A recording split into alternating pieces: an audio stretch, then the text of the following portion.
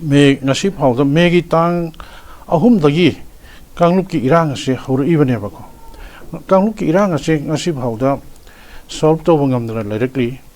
ꯑꯗꯨꯒ ꯂꯣꯏꯅꯅ ꯑꯩꯈꯣꯏꯒꯤ ꯚꯥꯔꯠꯀꯤ ꯄ꯭ꯔꯥꯏꯝ ꯃꯤꯅꯤꯁꯇꯔꯁꯤꯅ ꯀꯔꯤꯃꯠꯇ ꯊꯋꯥ ꯁꯥꯕꯤꯗꯅ ꯂꯩꯕ ꯍꯥꯏꯕꯁꯦ ꯃꯅꯤꯄꯨꯔꯒꯤ ꯃꯤꯌꯥꯝꯗ ꯆꯃꯝꯅꯕ ꯍꯥꯏꯗꯤ ꯌꯥꯝꯅ ꯇꯪꯗꯨ ꯂꯩꯇꯥꯗꯕ ꯑꯗꯩ ꯑꯩꯈꯣꯏꯒꯤ ꯄꯨꯛꯅꯤꯡꯗ ꯑꯋꯥꯕ ꯅꯨꯡꯉꯥꯏꯇꯕ ꯑꯃ ꯄꯣꯛꯑꯦ ꯉꯁꯤ ꯐꯥꯎꯕꯗ ꯄ꯭ꯔꯥꯏꯝ ꯃꯤꯅꯤꯁꯇꯔꯅ ꯃꯅꯤꯄꯨꯔꯒꯤ ꯄ꯭ꯔꯖꯥ ꯃꯌꯥꯝꯁꯤꯕꯨ ꯃꯁꯥꯃꯛꯀꯤ ꯁꯤꯇꯤꯖꯟ ꯃꯁꯥꯃꯛꯀꯤ ꯃꯆꯥ ꯃꯁꯨꯅꯦ ꯍꯥꯏꯅ ꯈꯜꯂꯕ ꯃꯇꯝꯗꯨꯗ ꯅꯨꯡꯁꯤꯕꯤꯕ ꯃꯇꯝꯗꯨꯗ ꯃꯅꯤꯄꯨꯔꯒꯤ ꯂꯥꯟ ꯑꯁꯤ ꯂꯣꯏꯁꯤꯟꯕ ꯌꯥꯕꯒꯤ ꯐꯤꯕꯝ ꯑꯃꯁꯨ ꯂꯩ ꯑꯗꯨꯒ ꯀꯨꯀꯤ ꯀꯪꯂꯥꯒꯤ ꯏꯇꯤꯍꯥꯁꯤꯛ ꯑꯣꯏꯕ ꯀꯪꯂꯥꯒꯤ ꯃꯤꯐꯝꯗꯨꯗ ꯑꯩꯈꯣꯏꯒꯤ ꯑꯣꯄꯣꯖꯤꯁꯟ ꯂꯤꯗꯔ ꯑꯣꯅꯔꯦꯕꯜ MP ꯑꯅꯤ ꯌꯥꯎꯅ ꯋꯥꯁꯛ ꯂꯧꯗꯨꯅ ꯍꯣꯠꯅꯈꯤꯕꯅꯤ ꯑꯗꯨꯕꯨ ꯉꯁꯤ ꯐꯥꯎꯗ ngasi tarit nipani sujale tominna kaimta mana mani naidra leiri adu aikhogi haidi warep loba haibase khogi wari sabadi yam laiba aduga thabak to pangthokpa haibase yam luba makhalamani ngasi manipur gi praja sing asina wariba tangdu leita daba adagi ngasi lawmi sing asina wariba adagi praja sing asina wariba mayam ase Honorable Prime Minister amadi Honorable Home Minister Delhi dagi kaisang miyeng taba yabra khali khogi praja gi miyut sinuna chakriba khogi MP sing sinasu minister su yauri bani MP singi ne adagi tam Rajya Sabha gi ne ani masu yauri bani outer ga adagi ekanoga ko outer ga inner ga yauri bani makhoina su Prime Minister masamakta unarga information pin agir prajadi ware agir prajana sumda sibana bathoe maral lejadaba innocent youth kayama sire ado karigidamakta kuki narcotics singasina maral lejadaba praja singasu hali banoba karigidam khulai yawdo meda khulai tharga makhoi nipa thokna khulai ga lan thengno ado masisu illegal loiba unlawful loiba activities amaneba masigo basing se khogi MP singsina kaidamta Prime Minister da makhodi Delhi da phami bani ngahak matam kai thoga information of pibusu ya return no ne pibusu ya heba moina tumin lai thoisina karigino ba aduga Amit Shah amadi Narendra Modi sina kaidamta praja singi awab se udrino lansir lotion ge habda di political solution mo poraga lotion bata abneba aduna tadna makhoina ngasi phawda kaimta thawa sabide hajik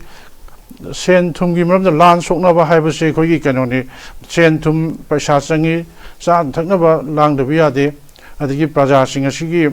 kayam wana ngasi kanjore phisabi kayamna kolda phisaraga lupa samanga sitke do lupa sahumda sani de yon khabde laibina ba laitre ngasi ima ibel kayamna mana masing yon ba phangdana kaya wana khangi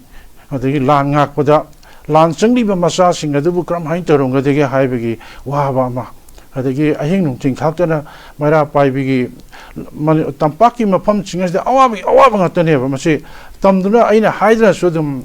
mayamna khangrabni ko asigum mayam masi laibasida kayidamukta khogi laingakna state ki laingakna adagi amadi MLA sing asina kayidamukta thawa sabidrna makhoina apunba kholaw ma loinana MP sing aduga pullaga Delhi da hangrasta akhoi Manipur da hangrasta to bune kaduni Delhi da chalaga Prime Minister ki konthong da South Block da Amit Shah gi thongal da hangrasta to godumne apunba kholaw do law godumne Manipur da to busna di kaimja kanasu tabi di heba aduna khogi assembly sisu toina phanggodumni government khogi parliament gi Indian constitution gi rule gi matungina di khogi kano se parliament khogi assembly session na che yankhai manga mukti ma sitting to godumni adu ngasi phawbada matam chana assembly da kaimta warep lobidaba khanna bidaba adagi laingak na su thoi bidaba asina soi khoida praja singda chamamnabam su poe adu phagani ana wari jadi phajana jum hai adu no mata su misi minana no magi ising isau henkelai masi jo khoi praja singda awaba sei theng ama impact ama piri adu ga loina na ngasi sat khunai kaya ama mahi masing tamdana leliba adagi tungi haugalakkadoba na akhoi sartasing ngasi pillar jati gi yumbi oigadoba manipura jati gi yumbi oigadoba pillar sing asina ngasi mahai masing tamdabagi awabagi mapa mama kainabagi lukhrabi oibagi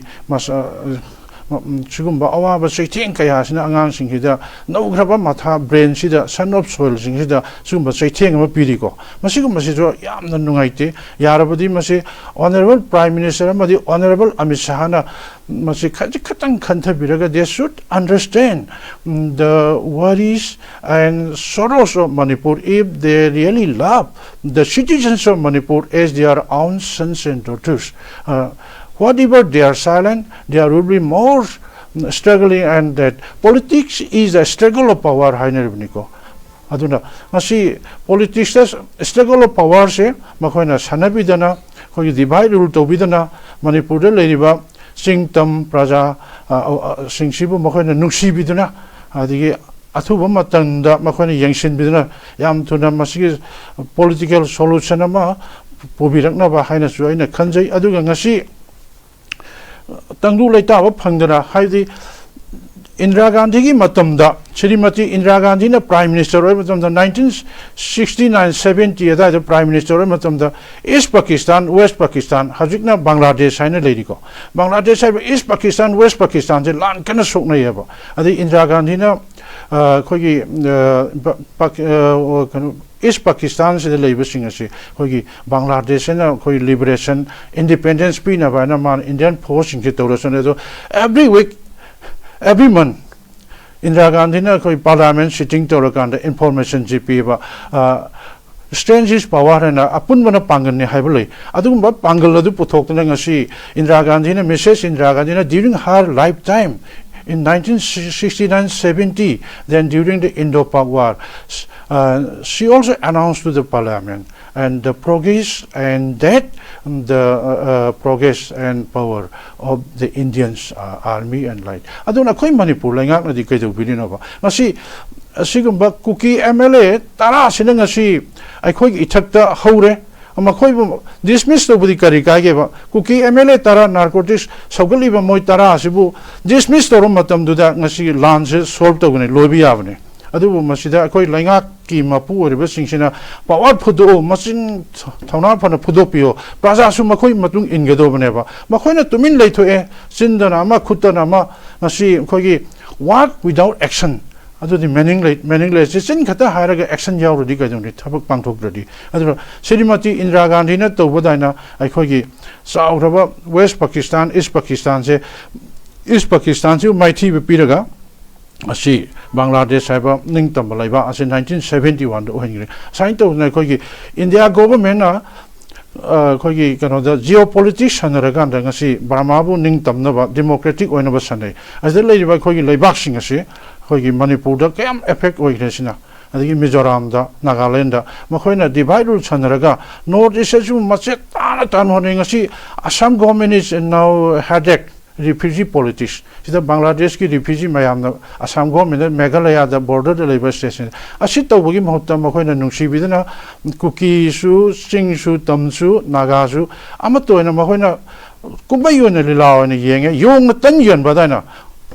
hoi haudong na tangyen badana amache na mu pizza mache na sundam to haudong macha sana badana sana basi masi yamna ei penjade adu loina khogi praja sina su ngasi bhab ta ma changi apun ba kholaw ma loina na khogi we have the unity. This is a time for reawakening the unity of Manipur or Northeast India. Haiba khogi si kholaw ma su thamjaningi aduga government of India na colonial rule British na sahi sa kaya ma colonial rule sanaram ba mogi makha da mikha colonial rule da sanaram badu ngasi khoi Manipur da mohoi na muk sanaba yar ai khoi maitei di thawna phaba birtiken da ji thangal gi pauna gi macha masuni maitei I da ngasi phawda kanana su maithi ba pibangam khidri ai khoi Manipur macha ni maitei ni haiba se leiriba kuki khangde akhoi nakta leiriba naketa chingda tareba akhoi bu hanthana yengba yaroi Manipur maitei macha na ngasi phawda ipai phugi khong I mari de khongulira kanana su maithi ba pirak pangamdri makhoi bu hanba British Raja world sida numit ta di hari bane prithvi da adu phawda maitei na line sanaraganda kangla mamangda hai British commissioner manga amasu maitei da usitabagi thawai maga ka hatchibani Greenwood ko Quinton kudam oina haida dei pukham kazau ka na ta na ga thindan toriba asigu maitei gi thawna ase mohoina masak khangde India government na Manipuri have a jati se masak khangbi gadom they should recognize understand who is the Manipuris haibase maitei have a jatse mohoina masak khangbi bum toi aduna masidagi phat asigum khajik khatang Kanta Hodabadi Torpatari, civil war Asubama Tolopayai, Aduga Asengba, Maiti Sekanano Hibaduma, India Goma Kangalak Pasiai. Adu Yarima Kidi, she totally what problem, say, India government Yam Tuna, Taishinava, political solution of Poraga, Nungsi Sanana, Tandu Laitana, Lahenba Kunayama, or Henbadipai, Nasi Sata Singasina, like Tambo Pangdana. Adagi Maitei na ngasi larik tamba phangdena kaya da wahan khraba adagi tungi yumbiren oigadom phasing asina instability makhan sida sarang na pondana kari dogode nomagi mama pa laita laira tanba singa sara amagi demakta subam nombam khangdana kari torkadi haibigi lan manung sida wari basinga se masisu lainga nasu khaitang khanthebi ba phei aduga akhoi Nasigi classroom the Pamiba Sarta Singasina, Nomadi, Langashigi Mapu, administrative service, the Langa Asibu Moino, Pangedoni, Aduga. Man by educations, plant by cultivation, Hainabali, Hogi, Pambi Shingdi, Makongso, Magasakali, Aduga,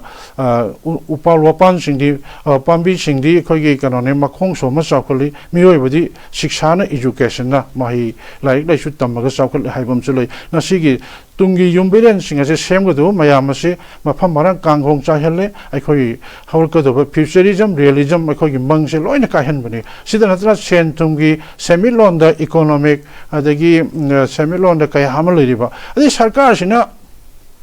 Hogi Lomi sing it a Makta, Lan Manung the low we are double lumsing of the compensation pig and a Karahan and Lautoki. Adagi crore samaga contractor 0.5 se pirakana moina kara hana lawi adu ngasi phawda kaim ta tasin usinan lei somda di loksan pigani adagi lo uba yadaba kuki na occupy to giba lan manung da kuki na kana to giba occupy to lam singa do lo singa do ngasi di kaya do han gre wana sujara kan da lo omda da kapsen da hatok pidana nupi phawda lo sepa nupi phawda em to nomena ka pa hatsini asiguma menung si lei to sarkar san jo khitang khanbi pa phai haba adu yamna mase the young pulling in shooting. I do cross some contractor points later. I could give Maruiba investigation by department and connoissing the application curriculum summit thousand low revenue. Yen token Harry Yen Toki, Karam can the Yen Bidonova. Walk at the higher Tabaki Pantokova, Ashibu Karamba Kanono, all talk, no action. Walk without essence is Panle de Koi Manipur Kunai say, Mutkiba with or the meditation as she. As a Suyam no Halisikariganova. Hazik Lorok Pantama, Tamizda, Pokshenka, Homo Matam, the low sing, low hold up a low pan, we hold up a singer to the Moina. Installment or should have a Peter Pokshenka once in the among Manungi later, Lara Kayamata with a loin and Makoma could pullaga, is sing that Tada Bidon Tore Basibu. Masibu Karamba Langaki Sasano. Masibu Karamba, I want to ask. What kind of administration this? She was punishment when a PB Mongdal la have. The good the action that Tabak to on top below. I do got Tabak Yaw, Sin Kata Haraga, to Minalay talk from my Washington, Canadre, the good lady Pajapana Matamzan, Praza Singasibu, Pazana Mapamzana Guide to Bureau, Lumjing Bureau, cooking a happen I bro. No Manong cookie singasina Kayamukta, Nipa Toga Land the Hano. I do got Mayum the Potaza lady. Kungaktana labor na haron sings the Makona group attack to Veduga. I kogi a coin at the cram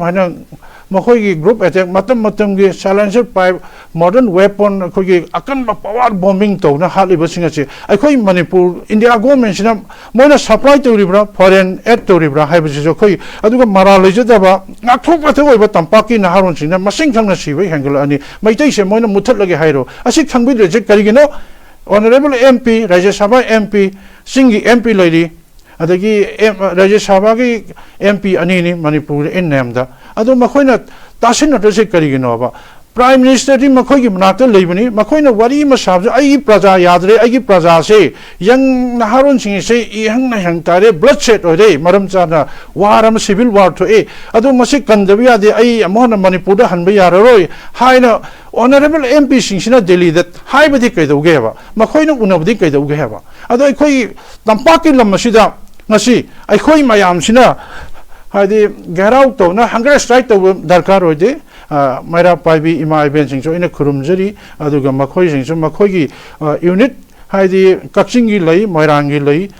Bisenpurgi Tangi lay, the Impal West is Mayama Kendra say representative Toraga, Makoi Machan Yarabam, Kanbiraga, Amit Sahagi Tongalda, Delhi, the South Block, the Prime Minister Office Manata, Hangra Strike out the Matam Kratas, the Manipurgi, Awawi Kolausi, Yohuning Eva. A quite Sidesum, the Wasina di Kashukana of Pandi Heva. Aduna, Nasan News. Nasan capital the Chakadum, Manipur labor, I quite the Saxumana, I quite the Mongoloi, meet had a queen at all, Hinami, Mahodi Mamit Law, Manaton to money, blood relations related, Mahoin, I quite Kashunung Shiva Pokte. I quite Shivana was in Mahodi. It is very funny, Moin Hazik, Prime Minister Ram, Janabumi, the Jagoishana, Ram, the Kurumdana, Isai Satanale, some of the Kombal, the coordinately. Amisana Ram Manjisali, the Yamada board cornerly, Manipura, my shock, Manipur is now on fire. My Katan can be where I have a Kanga Moina consider Karamba cookie, Moga agenda Lainova. Hajakshu cookie, MLA Tarasina, Manipura, reimposition or